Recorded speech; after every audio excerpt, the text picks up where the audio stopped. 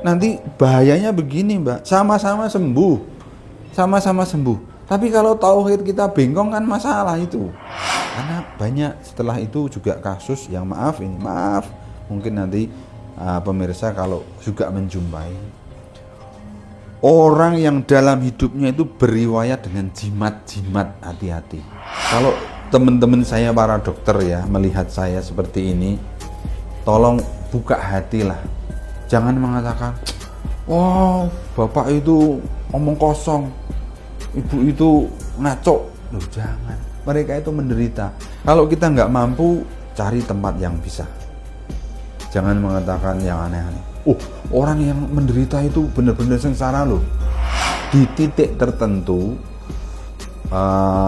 orang-orang yang ditangani oleh para ustadz, para kiai, para guru itu membutuhkan penanganan medis. Ayo kita kolaborasi.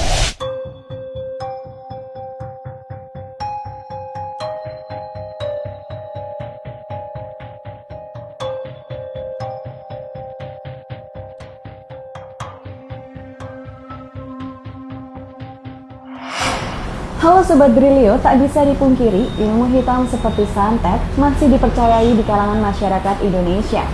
Pada beberapa waktu lalu, seorang dokter di Yogyakarta bahkan menemukan ratusan paku dari tubuh pasien. Seperti apa kisahnya? Simak ulasan selengkapnya.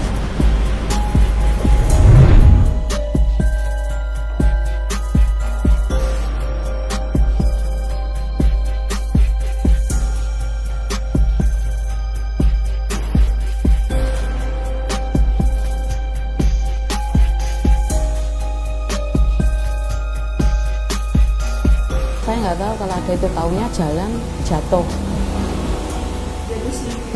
Jatuh sendiri kan satu ininya penuh banget. Satu itu lebih dari 20, satu lubang. Satu lubang itu lebih dari 20-an. Kalau di ronsen di ini itu nggak ada. Sama sekali nggak ada. Jadi kalau ketahuan kalau diambil kayak ustadz apa-apa itu bisa diambil, bisa, tapi kalau waktu diambil itu nombok lagi, diambil ada lagi, diambil ada lagi.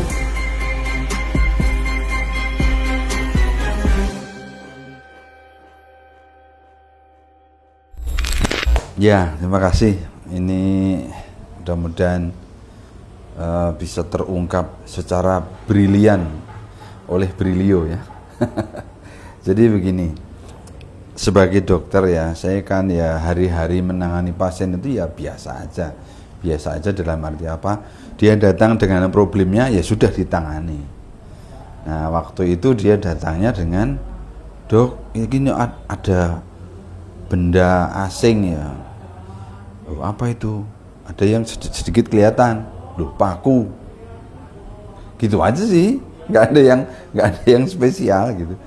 Nah ya udah, karena banyak, call tim operasi, siapkan, terus semalam operasi, ya udah.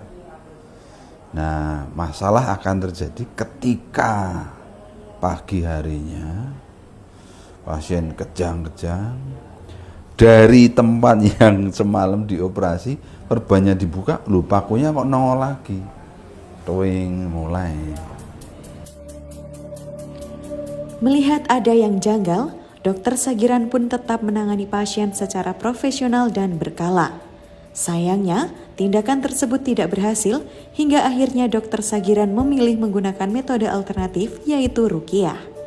Saya kan nggak ada backgroundnya gitu-gitu ya, santet opo. Ya maksud saya lagi-lagi awalnya saya dokter, saya harus profesional. Saya tidak boleh nyebrang di luar garis profesi saya. Ya ketika dilapori, "Dok, pakunya ada lagi." Ya sudah, nanti operasi lagi. Mau apa? Wong garis profesi saya kan di situ. Jadi operasi lagi malam harinya. Terus begitu lagi terjadi pagi harinya. Allahu Akbar. Mulai saya, sebentar. Ini sebenarnya dari mana paku? Nah, saya sebagai seorang muslim mulailah saya buka-buka rujukan. Karena jelas saya mau buka almari kedokteran nggak mungkin menemukan ini apa. Nah, setelah operasi di malam ketiga itu saya mengeluarkan 4 paku. Itu langsung kita dampingi, ini pasien harus didampingi dengan ya satu-satunya rujukan kan kitab suci Quran. Karena di sana tertera bahwa salah satu musuh orang beriman adalah iblis dan bala tentaranya, yang itu mengirimkan malapetaka lah pokoknya dalam berbagai bentuknya atas suruhan atau atas ya campur tangan oknum-oknum yang memang sengaja berbuat jahat. Ya mungkin di kalangan awam ada yang menyebut teluh, santet, kemudian apalagi ya kiriman dan seterusnya. Ya sudah, kita tangani dengan ruqyah syariah, bahasanya begitu. Karena memang itu satu-satunya referensi yang memberi petunjuk untuk penyelesaian dari masalah ini gitu. Yang jelas saya nggak akan mau lagi operasi-operasi kan gitu. Karena apa? Ya karena garis profesi saya udah selesai di situ. Udah 3 kali operasi, mau apa? Kalau kemudian ada lagi, pasti ini ya ulah yang sedang bahasa kita ongoing gitu. Nah, kalau ada ulah yang ongoing, ya ayo sama-sama gitu. Situ mau menggunakan jasa-jasa orang jahat, bala tentara iblis dan seterusnya, kita punya Allah. Udah. Kami tanamkan keyakinan ini kepada pasien, keluarga pasien, dan juga para tenaga medis yang melayani, perawat-perawat dan seterusnya, para ustadz bina rohani. Yuk kita yakinkan, semuanya harus di satu titik keyakinan ini. Betul. Sesi-sesi ruqyah dilakukan, dan berapa kali aja orang itu mutah, paku, kelunding gitu. Ya, jadi mau dibantah bagaimana fakta ini gitu.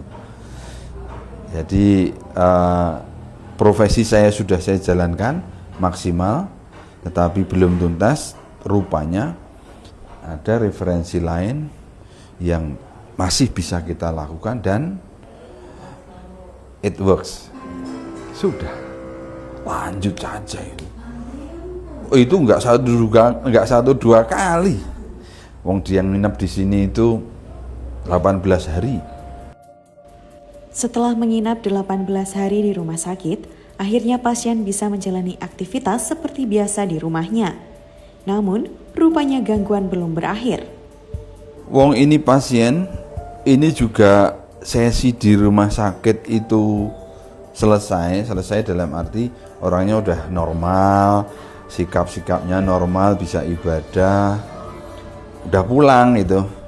Tapi di rumah itu belum selesai, sehingga kami dipanggil, dok, ini mau mengeluh lagi, mengerang-erang kesakitan, ngamuk-ngamuk lagi. Masya Allah, saya pun datang ke rumahnya.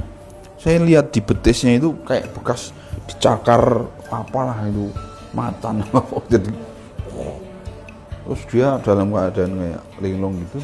Ya udah, kami lakukan lagi ruqyah di rumahnya itu. Saya ingat waktu itu pas sesi ruqyah gitu, kan rumahnya atap genteng tanah itu ya, krotok, ada bunyi suara, terus kelunding paku itu pada jatuh gitu. Terus kami sendiri ini ada horden kayak gini, blek gitu, kayak sesuatu terlempar jatuh, kelunding paku juga. Terus di sesi itu lagi si pasien ini tiba-tiba lari keluar, nah lari, kemudian dia pakai tangan kiri gitu ngorok tanah gitu, Terus katanya, oh itu ada jatuh, kan rumahnya di daerah pegunungan Delingo sana, jatuh kayak binatang seperti kera gitu. Menurut dia. Terus yang dikeruk ini ketemu paku coba. Aduh Mbak, ya Allah ini kasus. Terus kembali kan ditarik lagi, ayo diruqyah lagi karena belum ini. Dia tiba-tiba minta pulpen, terus kertas, terus dia gambar, pakai tangan kiri gambar ada pohon apa, ada apa, digambar. Tempat-tempat itu yang ditunjukkan pakai gambar tangan kiri itu digali semua, ada pakunya semua. Terus dia bilang, ini anak saya dicekik kalau saya nggak ngelakuin tugas yang disuruh ke saya, katanya. Apa artinya itu? Dapat ancaman toh. Kok ini anak saya dicekik?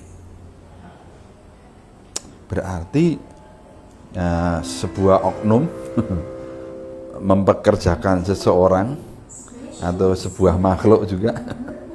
Yang makhluk ini punya anak, pokoknya kamu harus, nah, kan gitu. Nah, akhirnya dia ngomong gitu. Wow. Ini, aduh, saya itu lupa. Waktu itu tapi terdokumentasi kok. Dia nyaut ponsel kita waktu di ruqyah itu, wasianya. Terus dia motret ini, cekrek. Hasil potretannya itu ada bentukan seperti makhluk mengerikan tuh, berbulu kayak jangkrong. Iya, tertangkap kamera oleh dia kita nggak ngerti.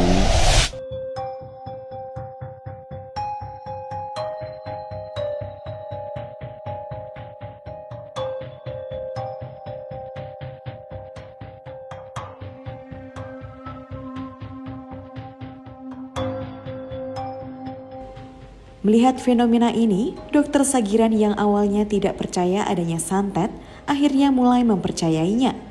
Ia pun memiliki pandangan menarik terkait santet yang digolongkan ke dalam sindroma non-medis. Gini, bukti itu bisa bukti secara langsung, bisa bukti secara tidak langsung. Kalau bukti secara langsung itu bukan bidang saya. Tapi saya bisa mengatakan ini bukti bahwa santet itu ada, meskipun bukti ini tidak langsung. Terus gimana caranya? Caranya adalah saya terapkan ilmu kedokteran murni yang itu bidang saya. Kalau itu nggak masuk, langsung saya kategorikan ini curiga berat, ya, sangat dimungkinkan oleh sebab itu, gitu. Nah, bukti secara tidak langsung itu namanya sindroma klinis. Ya, mungkin bisa digarisbawahi, sindroma klinis. Contoh, orang tipes. Sindroma klinisnya kan jelas, panas, pola panasnya begini, muntah-muntah, berak-berak, dan seterusnya. Itu namanya sindroma klinis. Nah, orang epilepsi tadi. Nanti ada orang namanya dysmenorrhea. Sindroma misalnya stroke, kan tahu sendiri kan, vertigo segala macam, itu semuanya ada sindroma. Sindroma itu nanti dibuktikan dengan pemeriksaan penunjang.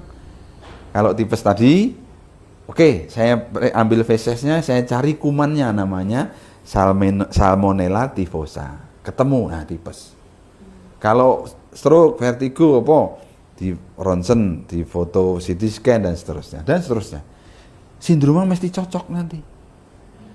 Nah, ternyata banyak kasus datang ke rumah sakit sudah bawa segepok pemeriksaan, sindromanya nggak ketemu. Di ronsen nggak ada apa-apa, diperiksa feses normal.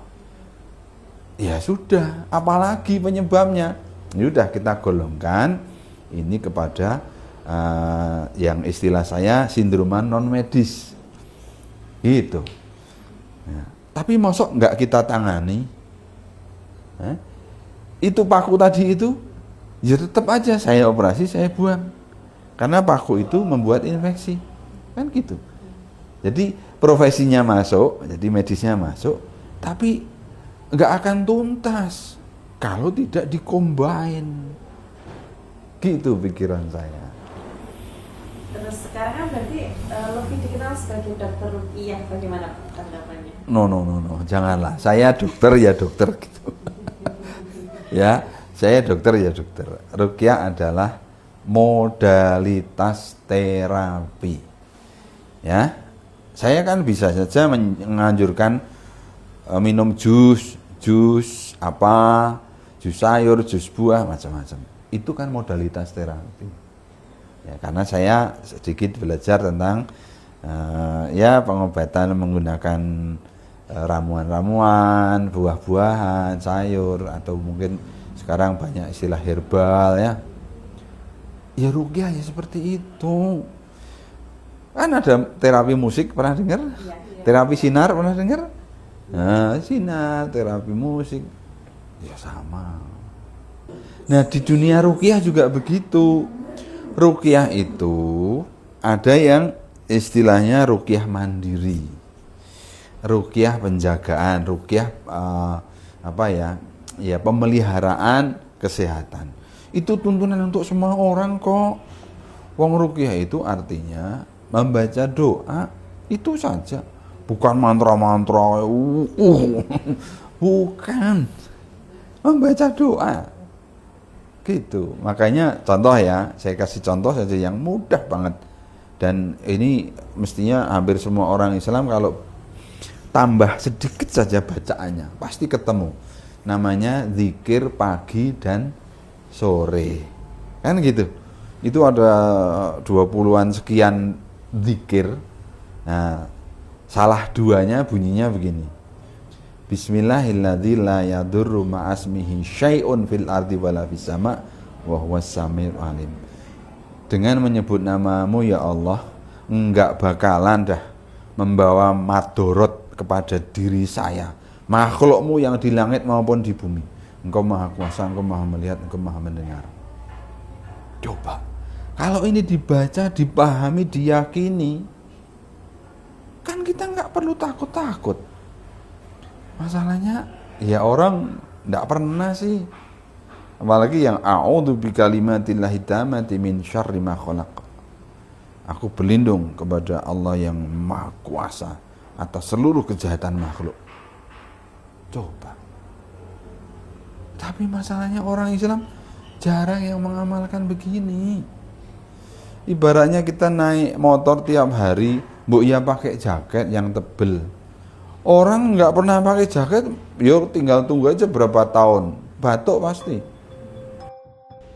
Kemampuan Dr. Sagiran dalam ruqyah tidak dilakukan secara sembarangan. Ternyata ia sudah mendalami ilmu agama Islam sejak SD dan dulunya ia kerap mengaji kitab-kitab bersama sejumlah ustadz. Ya kalau cuman sekedar menyampaikan background ya alhamdulillah saya dari kecil ya alhamdulillah suka ngaji di lingkungan rumah. SD saya Muhammadiyah, kemudian ya lanjut sekolah sampai di Gajah Mada itu saya di seksi kerohanian Islam yang banyak sekali ngaji kitab-kitab dengan ustadz-ustadz itu, bahkan di pondok dan seterusnya. Jadi ya pahamlah sebagai seorang muslim yang standar gitu ya, bahwa nomor satu itu adalah ilmu itu namanya tauhid. Nomor dua baru namanya ibadah, ubudiyah ya, penyembahan. Nomor tiga baru namanya muamalah. Kita paham banget ini. Sehingga ya saya bekerja itu kan namanya juga muamalah. Tapi ketika saya konekkan ke atas, ini namanya ibadah. Ya.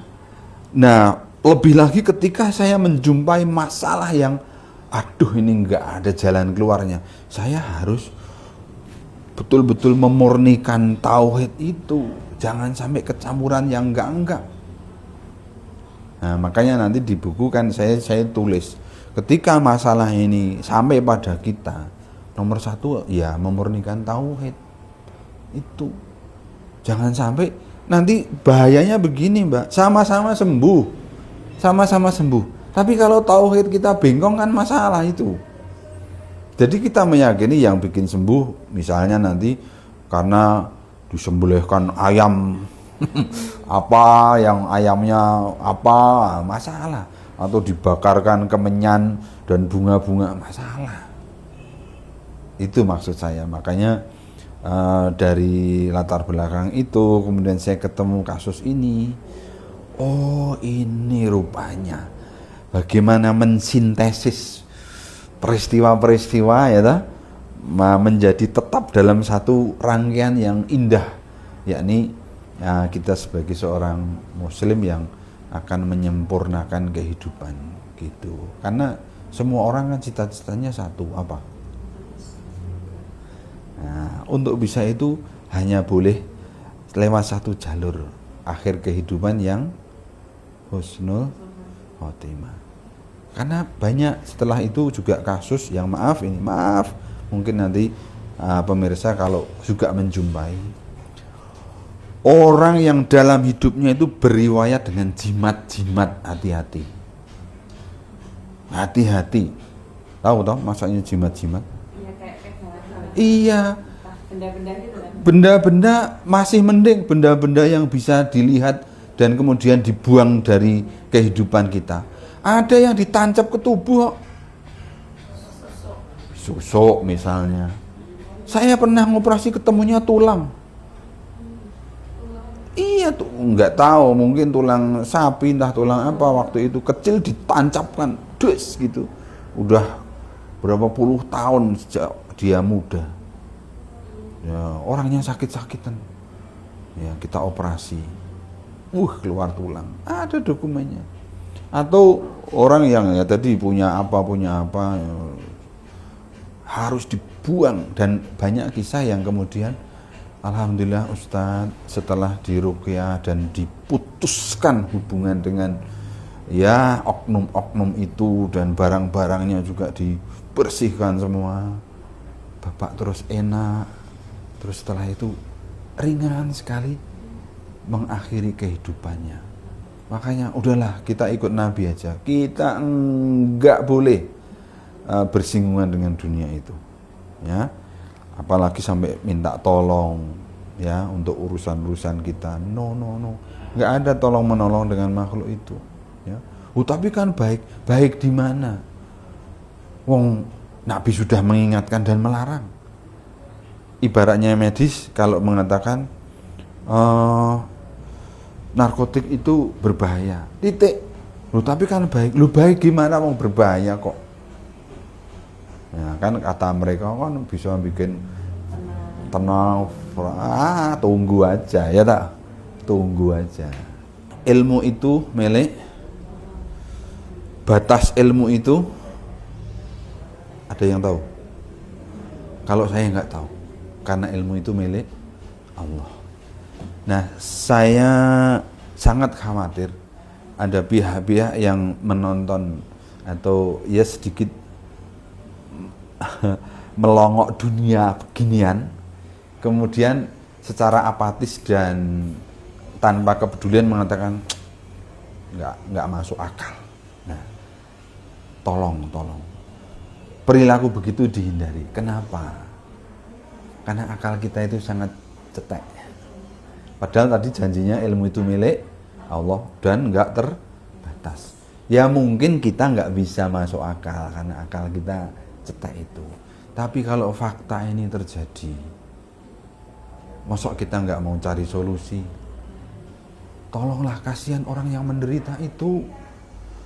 Kalau teman-teman saya para dokter ya melihat saya seperti ini, tolong buka hatilah. Jangan mengatakan, oh bapak itu omong kosong, ibu itu ngaco. Loh jangan, mereka itu menderita. Kalau kita nggak mampu, cari tempat yang bisa. Jangan mengatakan yang aneh-aneh. Orang yang menderita itu benar-benar sengsara loh. Itu malah kita nggak percaya, kayak apa sakitnya gitu loh. Nah, sebaliknya kepada para guru, para ustadz, para kiai, ya al-fakir saya Dr. Sagiran tetap akan terus belajar ya.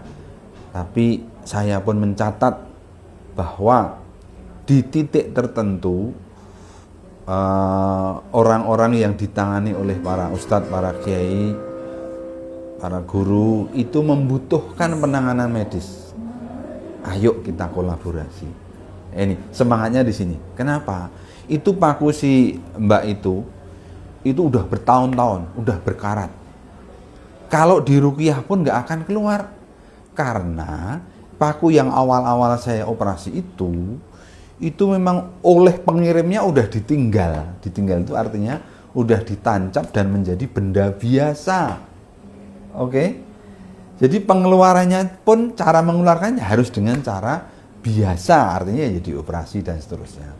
Sementara yang kemudian pada keluar lewat muntah itu karena masih ongoing proses. Nah, sehingga itu betul itu harus dilakukan ruqyah supaya ketika mau masuk mental gitu. Nah, tolong ini dipahami seperti ini secara pemahaman ini. Karena di sisi lain lagi saya itu saat ini di wah itu mau trik aja gitu. Astagfirullahaladzim. Trik aja. Trik gimana maksudnya? Orang masukkan paku, nanti dilihat paku yang 15 cm gimana masuknya? Trik gimana?